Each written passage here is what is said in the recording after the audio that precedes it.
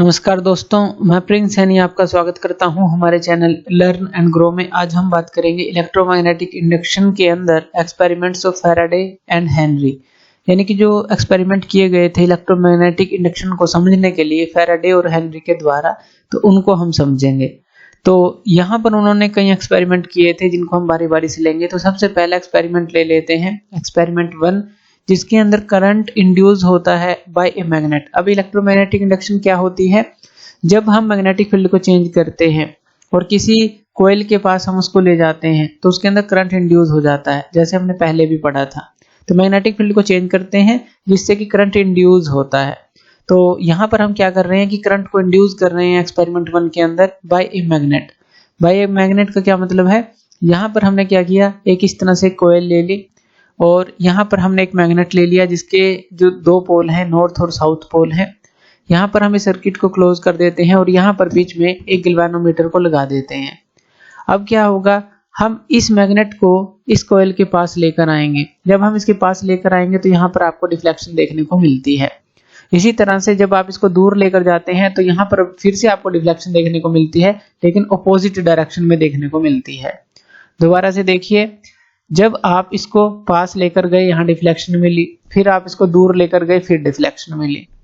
तो यही चीज जो है नोट की गई यहाँ पर कि जैसे ही यहाँ पर इसको लाया जाता है इसके पास, यहाँ पर डिफ्लेक्शन देखने को मिलती है। मान लीजिए राइट साइड है, और जब इसको दूर ले जाया जाता है फिर भी यहाँ डिफ्लेक्शन देखने को मिलती है, लेकिन अपोजिट डायरेक्शन में देखने को मिलती है। इसका मतलब क्या है कि जब इसको इसके पास लाया जाता है तो यहाँ पर करंट जो है वो प्रोड्यूस हो जाता है, जो आई करंट है वो प्रोड्यूस हो जाता है, इंड्यूस हो जाता है इसके अंदर करंट। सिंपल सा यही है इसका कहने का मतलब। तो यहाँ पर इसको हम कुछ पॉइंट से समझते हैं। सबसे पहले, when north pole of a bar magnet is pushed toward the coil, जब ये नॉर्थ पोल जो है इसको हम इसके पास लेकर आते हैं, कॉइल के पास लेकर आते हैं, तो यहाँ पर हमें डिफ्लेक्शन देखने को मिलती है। जैसे कि यहाँ पर लेकर आए तो यहाँ डिफ्लेक्शन देखने को हमें मिली। तो सिंपल सी बात है जो हमने अभी देखा। दूसरा, जो गैल्वेनोमीटर है वो एक सडन डिफ्लेक्शन दिखाता है, और सडन डिफ्लेक्शन का मतलब है कि वहां पर करंट जो है इंड्यूस हुआ है कॉइल में। हमने देखा था कि जैसे ही पास आया यहाँ पर डिफ्लेक्शन हुई, लेकिन फिर से जीरो पर आ गया। जैसे ही हमने यहाँ पर इसको रोका, सडन डिफ्लेक्शन हुई और ये जीरो पर आ गया। तो यहाँ पर इस तरह से देखने को मिला। अब जब नॉर्थ पोल बार मैग्नेट का उससे दूर जाता है कॉइल से, अब यहाँ पर देखिए दूर जाएगा, यहाँ पर डिफ्लेक्शन मिलेगी। तो यहाँ पर डिफ्लेक्शन मिली, लेकिन जो है अपोजिट डायरेक्शन में हमें मिली, और फिर से डिफ्लेक्शन देने के बाद ये जीरो पर आ गया। इसका मतलब क्या है कि यहाँ पर जो नॉर्थ पोल है बार मैग्नेट का, जब वो दूर जाता है कॉइल से, तब भी गैल्वेनोमीटर के अंदर एक सडन डिफ्लेक्शन आती है, लेकिन अपोजिट डायरेक्शन के अंदर आती है वो। तो ये क्या दिखाती है कि रिवर्स करंट इंड्यूस हुआ होगा कॉइल में। तो जैसे पहले इस डायरेक्शन में था तो इसका रिवर्स इसके अंदर इंड्यूस हुआ होगा, तो यहाँ पर ये दिखाता है। तो ये पॉइंट हमने नोट किया। उसके बाद यहाँ पर कोई डिफ्लेक्शन नहीं होती जब बार मैग्नेट स्टेशनरी होता है। यानी कि मान लीजिए बार मैग्नेट यहाँ पर आता है, यहाँ पर आपने रोक लिया, या फिर आप उसको दूर ले जा रहे हैं वहां पर रोक लिया, कहीं पर भी आपने उसको रोक लिया, तो जब वो रेस्ट में होगा तो यहाँ पर कोई भी डिफ्लेक्शन नहीं मिलेगी। तो डिफ्लेक्शन कब मिलेगी? जब मैग्नेट मूवमेंट में होगा, मोशन में होगा, और जितना ज्यादा मोशन में होगा उतनी ही लार्जर हमें यहाँ पर डिफ्लेक्शन देखने को मिलती है। तो कोई भी डिफ्लेक्शन नहीं मिलेगी जब बार मैग्नेट स्टेशनरी होगा, कहीं पर भी हो वो अगर स्टेशनरी है तो कोई भी डिफ्लेक्शन हमें देखने को नहीं मिलेगी। इसी तरह से हम इस एक्सपेरिमेंट को उल्टा कर सकते हैं, यानी कि साउथ पोल इस तरफ ले सकते हैं, नॉर्थ पोल को उस तरफ ले जाएंगे, तो यहाँ पर हम फिर से ऑब्जर्वेशन ले सकते हैं। लेकिन इस बार क्या होगा, जो ये डिफ्लेक्शन थी गैल्वेनोमीटर में वो भी उल्टी हो जाएगी सारी, क्योंकि हम अब साउथ पोल का यूज करेंगे। तो ये भी आप करके देख सकते हैं। जब साउथ पोल को बार मैग्नेट का यूज करेंगे, जब आप उसको उसकी तरफ ले जाएंगे या उससे दूर ले जाएंगे कॉइल से, तो गैल्वेनोमीटर डिफ्लेक्शन दिखाएगा जो कि अपोजिट होगी, जो कि हमने ऑब्जर्व की थी नॉर्थ पोल के केस में, जब हमने नॉर्थ पोल मैग्नेट का यूज किया था। तो सारी ऑब्जर्वेशन है। चलिए डिस्कस कर लेते हैं जो एक्सपेरिमेंट नंबर 2 है। इसके अंदर हम क्या डिस्कस करेंगे? Current induced by current.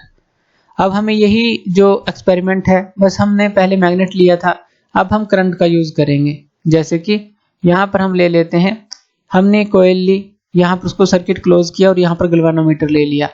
पहले हमने यहाँ पर मैग्नेट लिया था, लेकिन अब यहाँ पर एक हम करंट कैरिंग कॉइल ले लेंगे। अब हमें पता है करंट कैरिंग कॉइल होगा तो उसके आसपास मैग्नेटिक फील्ड की लाइंस भी होंगी, तो यहाँ पर हमने मैग्नेटिक फील्ड की लाइन दिखा दी। यानी कि जो करंट कैरिंग कॉइल होती है वो भी एक मैग्नेट की तरह ही काम करती है। उसके भी साउथ और नॉर्थ पोल बनते हैं। जब हम राइट हैंड रूल का यूज करते हैं तो उससे हम बता सकते हैं कि जो मैग्नेटिक फील्ड की डायरेक्शन क्या होगी, तो वो भी हमने पहले डिस्कस किया था। तो अभी हम जान लेते हैं कि जो एक करंट कैरिंग कॉइल होगी वो एक मैग्नेट की तरह ही काम करेगी। अब ध्यान से देखना है, पूरा प्रोसीजर वही रहेगा। अब यहाँ पर हम इसको इसके पास ले जाएंगे तो यहाँ पर हमें डिफ्लेक्शन मिलेगी। ध्यान से देखिएगा, जब हम इसको इसके पास ले आए यहाँ पर डिफ्लेक्शन हमें मिली। अब जब हम इसको दूर ले जाएंगे तो यहाँ पर फिर से डिफ्लेक्शन मिली।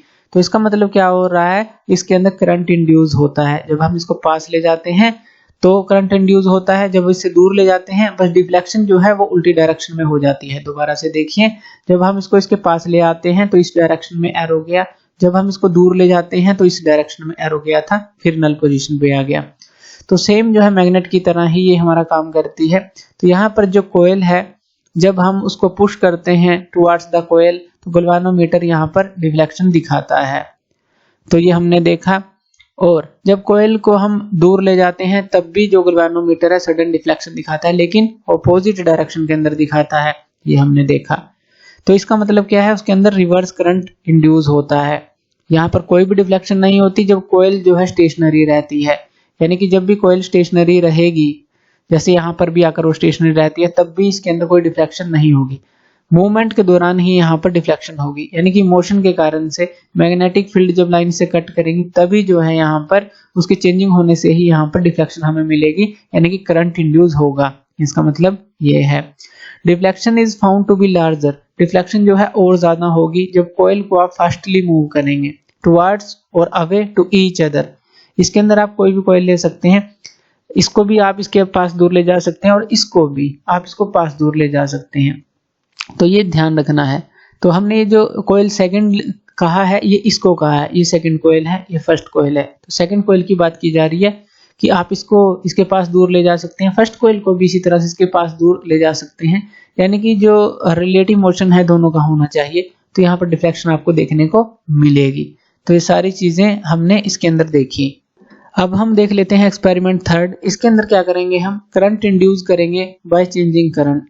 अब हमें क्या करना है, कोयल की मूवमेंट नहीं करनी या कहें कि मैग्नेट की मूवमेंट नहीं करनी, बस करंट को चेंज करना है। तो देखते हैं कि करंट इंड्यूस होगा। तो यहाँ पर हम एक सर्किट बनाएंगे जिसके अंदर एक की लेंगे, जिसको हम के की बोल रहे हैं। तो when key K is closed galvanometer in coil show a sudden deflection. चलिए इसको समझते हैं। यहाँ पर हमने सर्किट बना लिया, यहाँ पर गैल्वेनोमीटर लगा दिया और यहाँ पर इस तरह से जो क्लोज्ड कोयल है, क्लोज्ड सर्किट हमने ले लिया, यहाँ बैटरी अटैच कर दी, यहाँ पर एक की लगाई गई है। जब इस की को हम क्लोज करेंगे, जिसको हम के की बोल रहे हैं, यहाँ पर ये की कौन सी है, के, जो कि हमने बोला। अब हम इसको क्लोज करेंगे, जैसे ही क्लोज करेंगे यहाँ पर इस पूरे सर्किट में करंट चलेगा। करंट चलेगा तो यहाँ पर मैग्नेटिक फील्ड लाइन बनेगी। मैग्नेटिक फील्ड लाइन बनेगी, एकदम से यहाँ पर आपको डिफ्लेक्शन मिलेगी। आप इसको थोड़ी सी दूर रखेंगे बस इसको। अब यहाँ पर ध्यान से देखिएगा, हम यहाँ पर इसको क्लोज करेंगे, यहाँ पर क्लोज की, यहाँ पर डिफ्लेक्शन मिली। दोबारा से देखिए, यहाँ पर हमने क्लोज की, यहाँ पर डिफ्लेक्शन मिली।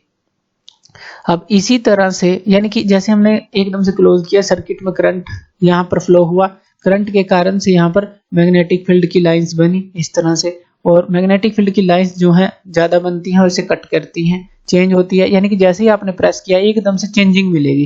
करंट एकदम से बना, इसके अंदर मैग्नेटिक फील्ड लाइन एकदम से बनी, तो यहाँ पर करंट इंड्यूस हुआ। ऐसे ही जब आप यहाँ पर इस की को जो है हटा लेंगे तो इसके अंदर से एकदम से करंट चला जाएगा। अब इसके अंदर हो क्या रहा है, देखिए आपने जब की के को क्लोज किया, करंट फ्लो हुआ मैग्नेटिक फील्ड लाइन के कारण से, यहाँ पर ये जब इसे कट की तो यहाँ पर करंट इंड्यूस हुआ। लेकिन की अभी भी क्लोज है, लेकिन ये जीरो पर आ चुका है, सडन डिफ्लेक्शन देकर जीरो पर आ चुका है, यानी कि इसके अंदर दोबारा करंट इंड्यूस नहीं हो रहा जब आपने की क्लोज भी कर रखी है। अब हम क्या करते हैं, इस की को हटा लेते हैं। जैसे ही हटाएंगे यहाँ पर डिफ्लेक्शन देखने को मिलेगी। दोबारा देखिए, ये क्लोज थी, जैसे ही हमने हटाई यहाँ पर डिफ्लेक्शन देखने को मिली, लेकिन अपोजिट डायरेक्शन में मिली। यानी कि जैसे ही आपने की को हटाया तो यहाँ पर एकदम से करंट खत्म हुआ, मैग्नेटिक फील्ड एकदम से खत्म हुआ, वो वापस आया।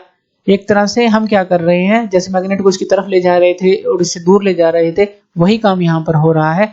जब की को क्लोज करते हैं तो वो मैग्नेटिक फील्ड लाइन एकदम से उसको कट करती हैं, और जब इसको हटाते हैं तो वो एकदम से वापस आती हैं। यहाँ सडन डिफ्लेक्शन देखने को मिलती है। यानी कि यहाँ पर हम करंट को चेंज करके यहाँ पर सडन डिफ्लेक्शन ले सकते हैं। तो ये क्या दर्शाता है, जब की को हम क्लोज करते हैं, ये दर्शाता है गैल्वेनोमीटर के अंदर डिफ्लेक्शन की हम वहां पर करंट इंड्यूस हो रहा है। और जब की को हम प्रेस रखते हैं, कंटिन्यूसली प्रेस रखते हैं, तो वहां पर कोई भी डिफ्लेक्शन नहीं होती गैल्वेनोमीटर में। और जब की को रिलीज किया जाता है तो गैल्वेनोमीटर में फिर से डिफ्लेक्शन देखने को मिलती है, लेकिन वो अपोजिट डायरेक्शन में देखने को मिलती है। जो डिफ्लेक्शन है वो लार्जर हो जाती है जब हम आयरन रोड को इंसर्ट कर देते हैं into the coils along their axis, यानी कि यहाँ पर इनके अलोंग, इन एक्सिस के अलोंग अगर हम एक आयरन रोड ले लें, उसको इंसर्ट कर दें, तो यहाँ पर डिफ्लेक्शन ज्यादा देखने को मिलेगी जब हम यही एक्सपेरिमेंट दोहराएंगे। क्यों? क्योंकि जो आयरन कोर होगी वो जो है मैग्नेटिक फील्ड की लाइंस के जो पैसेज है यहाँ पर वो बढ़ा देगी, ज्यादा पास होगी मैग्नेटिक फील्ड लाइन, तो उससे क्या है, डिफ्लेक्शन भी ज्यादा होगी। तो ये चीज जो है ये भी करके देख सकते हैं कि अगर हम आयरन रोड को यहाँ पर इंसर्ट करते हैं कॉइल्स के जो एक्सिस में, जो अलोंग देयर एक्सिस, तो वहां पर डिफ्लेक्शन जो है ज्यादा हो जाती है क्योंकि मैग्नेटिक फील्ड लाइन जो है ज्यादा पास होती हैं। तो इस तरह से हमने ये 3 एक्सपेरिमेंट को समझा और उसके थ्रू समझा कि इलेक्ट्रोमैग्नेटिक इंडक्शन जो है, यानी कि चेंजिंग ऑफ मैग्नेटिक फील्ड से किस तरह से जो डिफ्लेक्शन यहाँ पर प्रोड्यूस होती है या कहीं की करंट जो है इंड्यूस होता है। तो थैंक यू वीडियो देखने के लिए, और इसी तरह की वीडियोस के लिए आप हमारे चैनल लर्न एंड ग्रो पे हमें सब्सक्राइब कर सकते हैं। धन्यवाद।